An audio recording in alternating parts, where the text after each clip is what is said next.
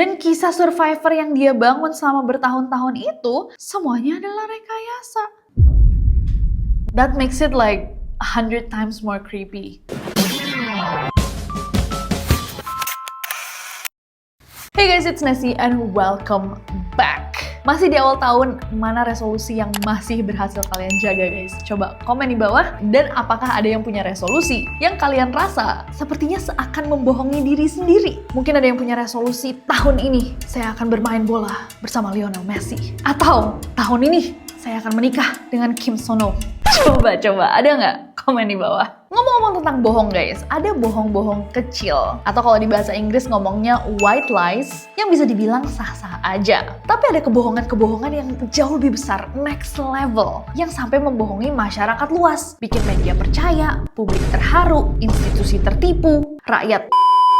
Dan orang-orang pada nggak sadar bahwa kebohongan tersebut dibangun dengan pilar-pilar cerita fiktif. Ada kebohongan-kebohongan yang dilakukan bukan cuma untuk menutupi kenyataan, tapi untuk menciptakan realita baru. Dan begitu terungkap, oh my god, plot twist. Langsung aja kita bahas beberapa yang terbesar yang pernah ada. So without any further ado, let's get to the list.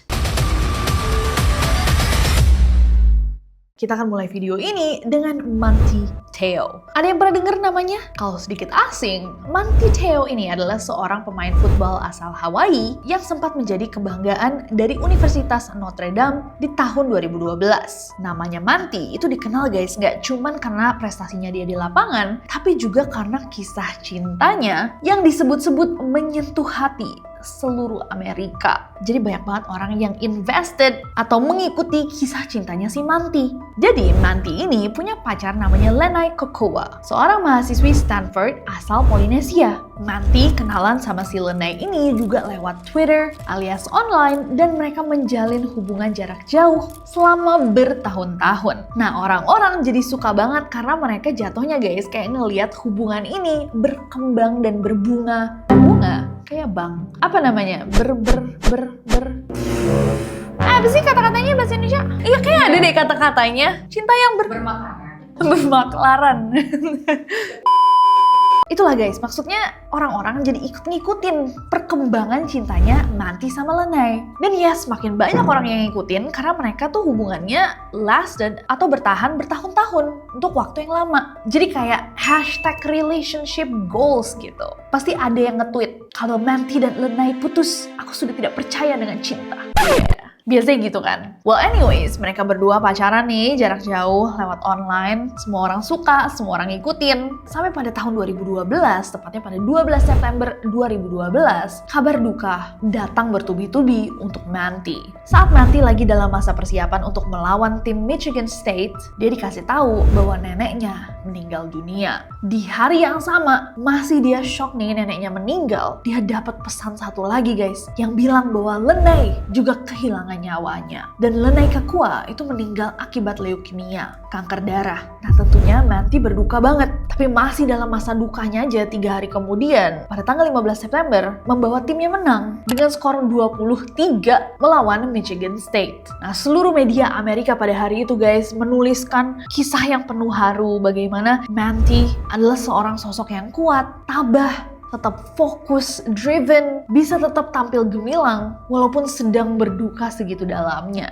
Banyak banget orang yang nangis bareng Manti, terutama karena dia kehilangan Lenai yang dianggap publik pada saat itu pertemuannya dengan Manti itu seperti fairy tale, seperti cerita dongeng. Udah nih ya, semua orang berduka. Nah beberapa bulan pun berlalu, pada 16 Januari tahun 2013, jadi beberapa bulan ya setelah hari kelamnya Manti, situs investigasi Deadspin itu nge-post sebuah laporan yang cukup mengejutkan. Basically, laporannya mengatakan bahwa di Stanford University itu nggak ada sama sekali laporan atau data tentang mahasiswi yang bernama Lenai Kokowa. Nggak ada catatan dan nggak ada jejak kehidupannya juga. Mestinya kan kalau misalkan dia mahasiswi di situ, ada dong foto-fotonya dia sama temen-temennya, dia di klub mana, kelas apa, muridnya siapa. Ini anak-anak Stanford sama sekali nggak kenal nih Lenai ini siapa. Nggak pernah ngelihat dia juga di kampus. Nah berita ini akhirnya rame banget. Sampai banyak banget orang-orang yang menuduh Manti kayak, jangan-jangan kamu selama ini bohong ya? Punya pacar biar bisa jadi relationship goals, orang-orang jadi suka, kamu jadi populer. Sampai akhirnya sekolahnya Manti guys buka suara. Direktur Atletik Universitas Notre Dame, Jack Swarbrick, mengeluarkan pernyataan resmi yang mengatakan bahwa ternyata selama itu Manti adalah korban dari penipuan online. Dan selama dia berpacaran dengan Lennay Kekoa, dia benar-benar percaya bahwa dia sedang pacaran dengan seorang perempuan bernama Lennay Kekoa yang merupakan mahasiswi Stanford. Bertahun-tahun sampai Lennay-nya ini meninggal dunia. Nah, dilakukan penyelidikan guys, dan ternyata semua penyelidikan menuntun pada satu nama, Ronayah Tuiasosopo. Dan Ronayah ini bukan kembang desa dari mana guys, dia adalah seorang laki-laki keturunan Samoa yang juga kenal sama Manti. Jadi ternyata Ronayah ini suka sama Manti, tapi dia tahu Manti sukanya sama cewek. Jadi dia pura-pura jadi cewek online untuk menjalin hubungan dengan si Manti, dan karena dia senang banget bisa menjalin hubungan dengan Manti walaupun Manti percaya dia adalah seorang perempuan lain, dia lakuin dan jaga identitas palsu itu selama bertahun-tahun. Dan di tahun 2013, Ronayah tuh tampil di Dr. Phil Show, acaranya Dr. Phil, dan dia mengakui semuanya. Mulai dari dia membuat akun palsu, mencuri foto, sampai mendemonstrasikan suaranya dia kalau lagi jadi Lennay di telepon tuh kayak apa. Ronayah juga mengaku bahwa dia melakukan ini semua karena dia benar-benar jatuh cinta sama Manti. Tapi dia nggak tahu gimana cara mengungkapkannya. Wah, benar-benar si Ronayah. Oh my god. Dia emang se-convincing apa sih kalau jadi cewek? Gila banget. Ini kayak kita ngikutin selebgram bertahun-tahun. Ternyata yang satu palsu. Nggak ada orangnya. Orangnya orang lain. Orangnya bapak-bapak. So when you left that voicemail, that's you. That's me.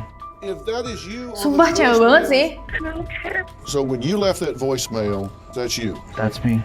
If that is you on those voicemails, then prove it. You just do the voice. Hey babe, I'm just calling to say goodnight, and I love you. I know that you're probably doing homework, or with the boys, or grubbing, what a fatty. But I just want to say I love you, and good night, and I'll be okay tonight. I'll do my best. Cekek ya, Ronayah. Aku cekek ya kamu. Jadi katanya guys, si Ronayah ini abis itu jadi transgender, dia beneran berubah jadi cewek. Emang si Lennay itu cakep apa sih? Maksudnya kayak how do you catfish people for like years? Bukan cuma cowoknya ya, kalau cowoknya rada dam-dam ya nggak apa-apa gitu. Cuman kayak dia sendiri berhasil menipu orang sebanyak itu. So you know Ronayah Tuiasosopo? Right, he was a classmate of mine in high school. I graduated in 2007, so... Okay. Had you been in touch with him over the years? No, he never contacted me up until this past December. Were you close friends at all? Or? No, I mean, I spoke with him probably 2-3 times in high school. Okay. And as I mentioned, since then, never heard from him, never hung out with him, you know. And even when he was contacting me on Facebook, I was very hesitant to respond back, but his urgency and his persistence was, you know, unavoidable. Berarti Stanford gede banget ya. Masa baru setelah meninggal orang baru investigasi? Ada yang ngaku-ngaku di IPMI, aku langsung tahu hari itu juga. Kalau dia nggak ada di IPMI. Karena ceweknya di IPMI loh. Oh ya, batch berapa? Oh, anak Stanford juga. Oke. Gitu doang ya? Bayangin guys, gimana kalau misalkan kalian pacaran sama orang udah bertahun-tahun, ternyata kalian tahu bahwa si orang ini palsu. Dan bahkan kalian kenal sama si palsu ini, teman kalian sendiri. That makes it like 100 times more creepy. Mana bertahun-tahun lagi kan kayak malam-malam teleponan. Udah deh, aku kayak nggak kebayang gitu loh. Mereka telah apa aja? Si Ronayah nih tahu apa aja? Oke, next. Next ada Milli Vanilli. Kalau kalian nggak pernah denger namanya, mungkin kalau kalian tanya sama orang tua kalian guys, atau kakek nenek, mungkin mereka tahu atau familiar sama Milli Vanilli. Milli Vanilli adalah duo kontemporeri R&B yang dibentuk di tahun 1988 oleh produser Frank Farian. Duo ini terdiri dari Rob Pilatus, asal Munchen, dan Fab Morvan dari Paris. Satu dari Jerman, satu dari Prancis, dan mereka berdua ini tadinya guys hits banget di Eropa. November 1988, mereka merilis debut album mereka yang berjudul All or Nothing, dan itu cukup sukses di pasar Eropa. Sampai akhirnya karena hits di Eropa, mereka juga mulai dikenal nih di Amerika, mulai terdengar di Amerika. Terus mereka merilis juga album mereka di Amerika, Girl You Know It's True. Dan dalam waktu yang gak terlalu lama, mereka jadi pop icon. Mereka mulai membuat nama mereka di seluruh dunia lewat lagu-lagu seperti Girl You Know It's True, Baby Don't Forget My Number, and Blame It On The Rain. Blame It on the Rain yang sempat merajai chart di Amerika dan Eropa. Dulu semua kiblat entertainment tuh kayak ke barat gitu guys. Artis-artis yang bisa terkenal di Amerika itu biasanya juga bisa terkenal di seluruh dunia. Bahkan saking populernya nih si Milli Vanilli di tahun 1990-an, album Girl You Know It's True itu mendapatkan sertifikasi 6 kali platinum dari RIAA setelah menghabiskan 7 minggu di puncak Billboard Top 200. Dan di Februari tahun 1990, Milli Vanilli itu akhirnya memenangkan Grammy Awards mereka untuk Best New Artist. Gila kan guys, kalian tahu segimana susahnya untuk bisa dapat piala Grammy. Bagi publik pada saat itu, Rob sama Fab ini menjadi wajah dari musik modern. Mereka keren, fashionable, karismatik, lagu-lagunya enak, kalau perform sambil nari-nari dikit gitu kan. Nah walaupun pada saat itu mereka sempat merajai atau kayak punya posisi besar nih di industri musik, sebenarnya banyak orang industri itu yang cukup penasaran atau curiga sama mereka berdua. Karena si Rob sama Fab ini kalau ngomong, karena mereka dari Eropa ya, satu dari Jerman, satu dari Perancis, itu kalau ngomong aksennya kental banget guys. Tapi kok bisa begitu nyanyi Amerika banget, jadi tidak terdengar sama sekali aksennya. Tapi ya pada saat itu orang-orang mikirnya udah kita mungkin suzon aja kali. Kan ada orang-orang yang emang kalau ngomong beda sama bagaimana mereka belajar untuk menyanyi. Mungkin mereka emang jago aja code switching. Tapi ada nih satu insiden yang cukup mencurigakan dari tahun 1989. Tepatnya di 21 Juli 1989 ketika mereka tampil di Bristol, Connecticut, Amerika Serikat. Di tengah pertunjukan lagu Girl You Know It's True, tiba-tiba lagunya tuh kayak macet dan melompat-lompat ke skip-skip gitu dan berulang memutar sebagian liriknya doang. Tapi ketika itu error, suara mereka juga error bersama tape itu. Nah Rob sama Fab pada saat itu kelihatan panik banget dan langsung kabur dari panggung.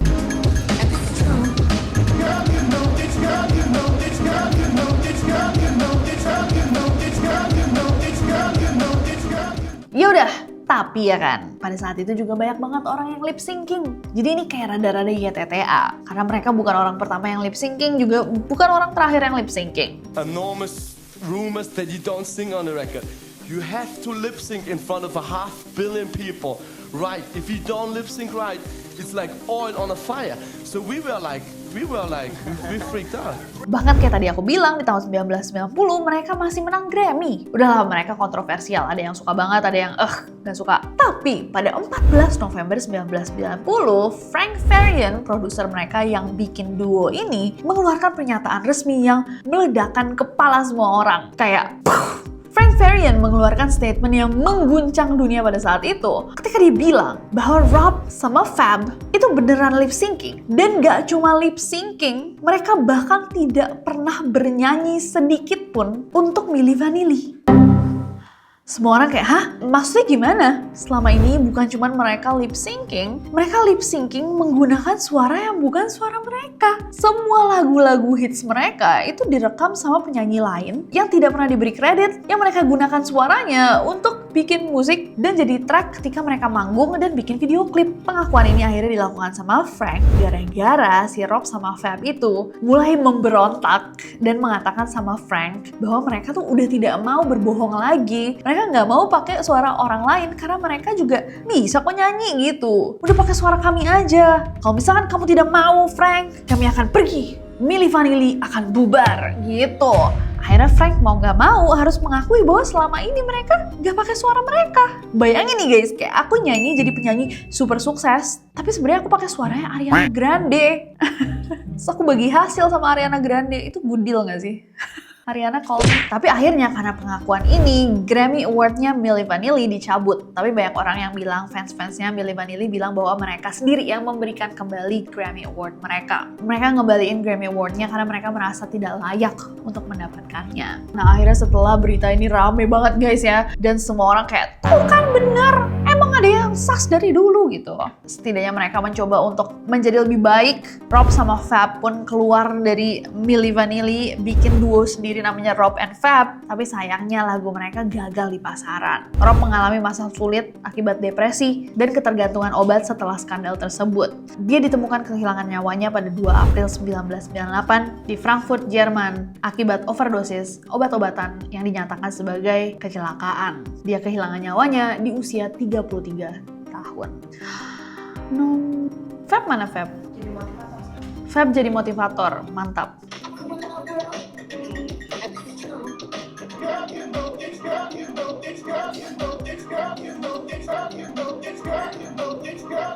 Tapi ini semua berarti bandnya juga palsu. Bandnya semua pura-pura gini. Enggak dong, kan kelihatan kalau orang main drum nggak kena. Gimana sih? Atau mungkin bandnya bener ya, tapi suaranya mereka ya vokal diiringi sama band. That's so funny. Siapa yang masih hidup? Fab. Masih nyanyi dia? Hebat, Fab. Hah? Kenapa dia bahasa? Oh, iya bener. Ini dia Prancis.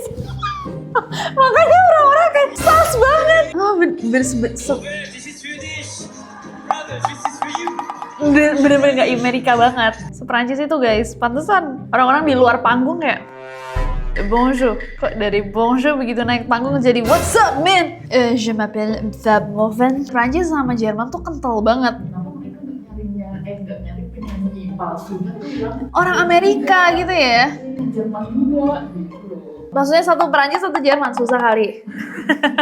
Ini kan jatuhnya kayak AI ya. Kayak banyak banget orang-orang sekarang yang bikin lagu-lagu pakai suaranya siapa gitu. Sama-sama nggak legal nggak sih? Tapi banyak banget fansnya Milli Vanilli yang mengatakan bahwa ya sebenarnya oke lah. Memang dia salah dalam berbohong ya. Tapi jatuhnya ini kan kayak tim effort gitu buat bikin Milli Vanilli. Ada 2 orang yang ditaruh di depan panggung, ada 2 orang yang nyanyi di belakang. Ada produser yang membungkus, dan yang di depan panggung ya tugasnya untuk crowd cheering ya, crowd control. Mungkin yang nyanyi di belakang nggak bisa.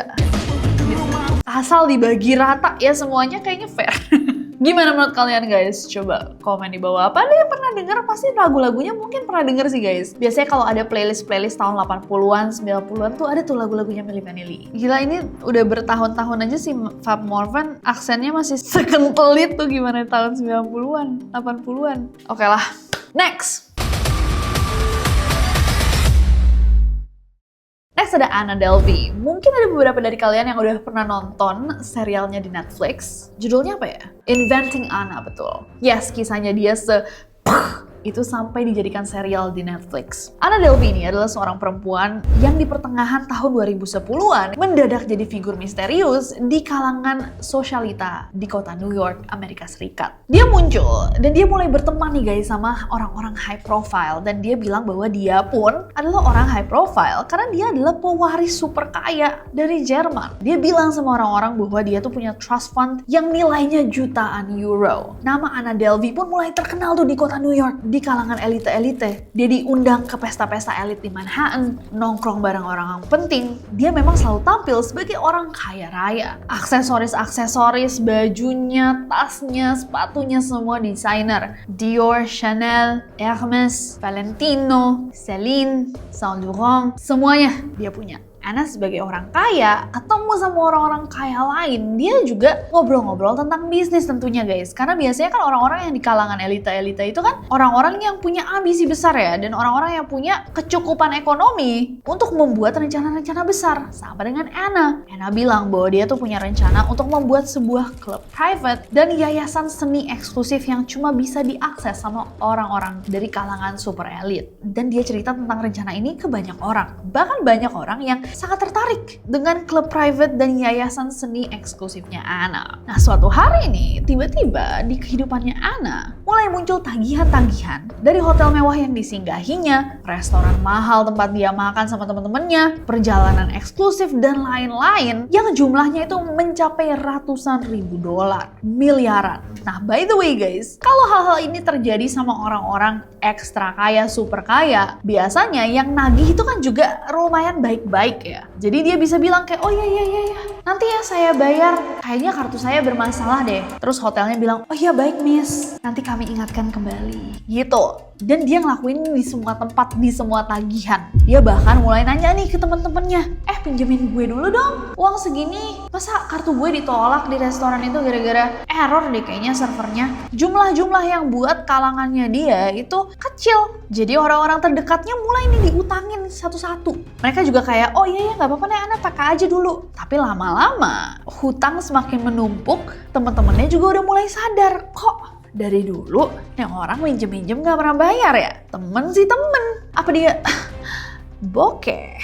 Bahkan teman-temannya satu sama lain akhirnya saling ngomong nih guys. Iya tapi dia nunjukin kok ini nih bukti transfer. Begitu dicek bukti transfernya ke bank, ternyata bukti transfer itu bukti transfer palsu.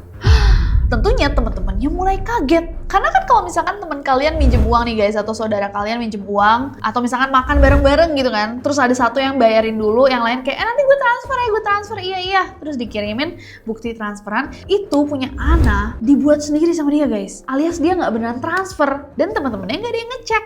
Akhirnya pada tahun 2017, ketahuan lah bahwa Ana ini sering nipu orang, ditangkap sama polisi New York. Yang lebih mengagetkan untuk semua orang yang kenal sama Ana adalah bahwa Ana tuh bukan lagi melalui masa buruk guys, melainkan dia selama ini bahkan bukanlah Anna Delvey, sang pewaris tahta kekayaan dari Jerman. Nama aslinya bahkan bukan Anna Delvey, tapi Anna Sorokin. Dia adalah seorang perempuan asal Rusia yang besar di Jerman, seorang anak dari supir truk yang berhasil menjadi eksekutif serta pebisnis kecil di Jerman. Ibunya adalah seorang ibu rumah tangga, dan dia pindah ke New York bikin identitas baru. Dia minta pinjaman dari bank, menginap di hotel mewah, nyewa jet pribadi, dan meminjam uang dari orang-orang terdekatnya sama dia. Diputar tuh guys, orang-orang di sekitarnya dia untuk membuat kepalsuan hidup elite Anna Delvey. Tapi perhitungannya dia banyak yang meleset. Akhirnya numpuk tagihan-tagihannya. Dan di tahun 2019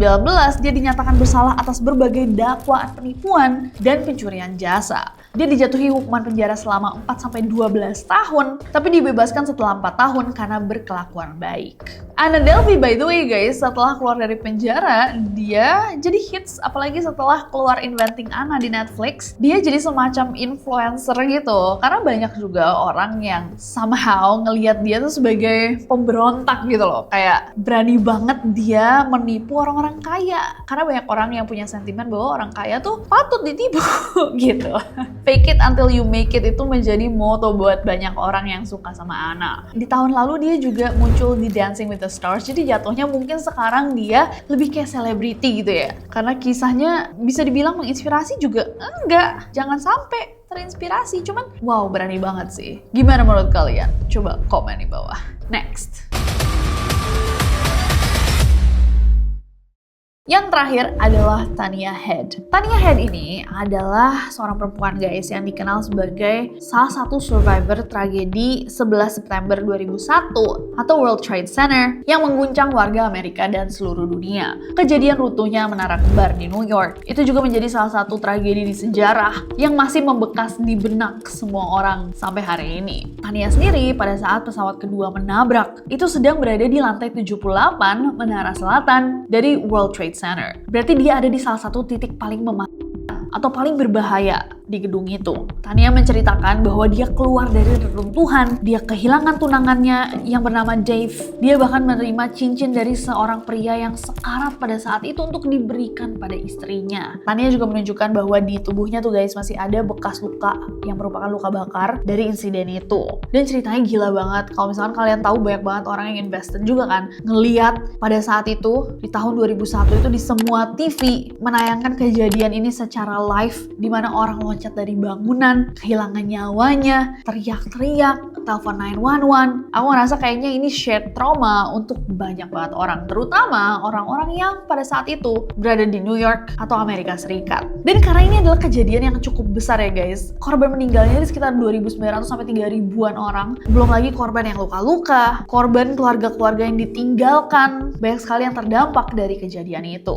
Jadinya orang seperti Tania yang menceritakan kisahnya, ketabahannya, traumanya itu relate atau sangat menginspirasi untuk banyak orang. Akhirnya Tania juga sering muncul di media, menguatkan orang-orang lain, membagikan ceritanya dan menemukan komunitasnya sendiri sampai dia akhirnya menjabat sebagai presiden dari World Trade Center Survivors Network, sebuah support group untuk orang-orang yang terdampak dari tragedi World Trade Center. Dia dipandang sebagai simbol ketabahan. Dia bahkan membuat kayak tour guys di Ground Zero, dimana dia kayak menceritakan pada saat itu gimana kejadian New York, keadaannya pada saat tragedi itu. Jadi dia bawa tur media, bawa tur orang-orang yang datang, dia ceritain pada saat itu, gila ini tuh kebakar semuanya, api, asap, saya merangkak dari sana, keluar dari ceritanya gila banget. Nah, pada September tahun 2007, media besar Amerika, The New York Times, itu ingin memasukkan ceritanya Tania atau pengalamannya dia sebagai salah satu artikel peringatan tragedi 9/11. Nah, si researcher dan writersnya mulai menulis dan mulai ngeriset kan. Mereka juga melakukan background check standar untuk mendapatkan detail sebanyak mungkin untuk artikel mereka. Nah, saat mereka melakukan riset, mereka melakukan background check, dicari dong Tania Head bekerja di perusahaan ini di World Trade Center tahun 2001. Loh, kok nggak ada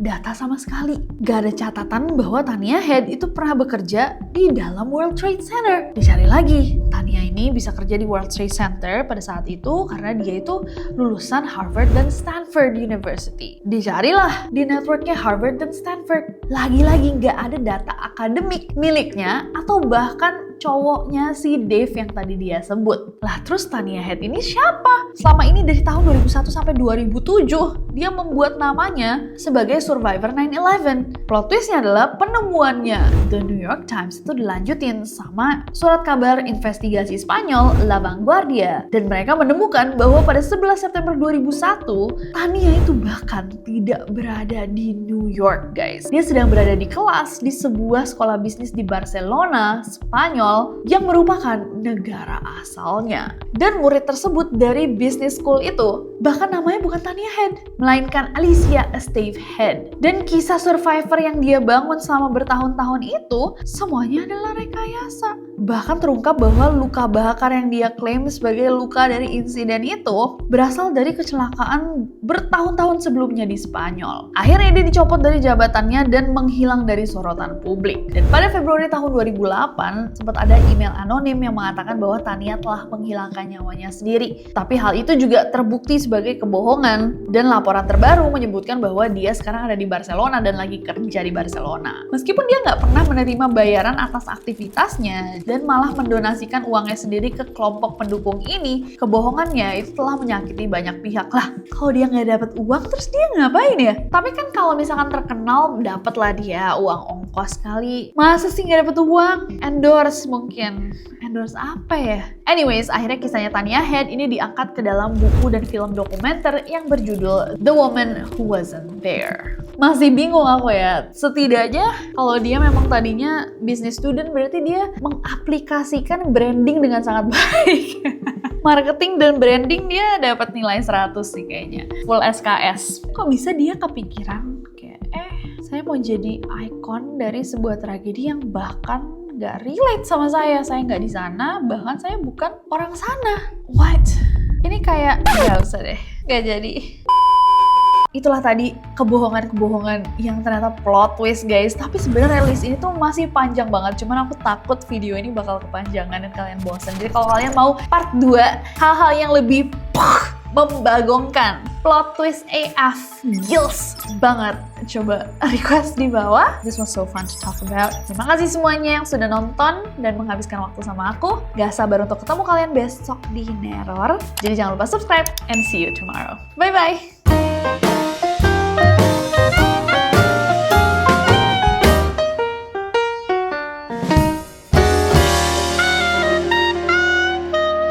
Ada orang-orang yang kebohongannya itu bahkan Ronaya Tuya Sasopo. Ronaya Tuya Sosau kayak nama orang Indo ya. Aku tidak peduli. Jadi Loh, ini meninggalkan pesan suara. sebentar.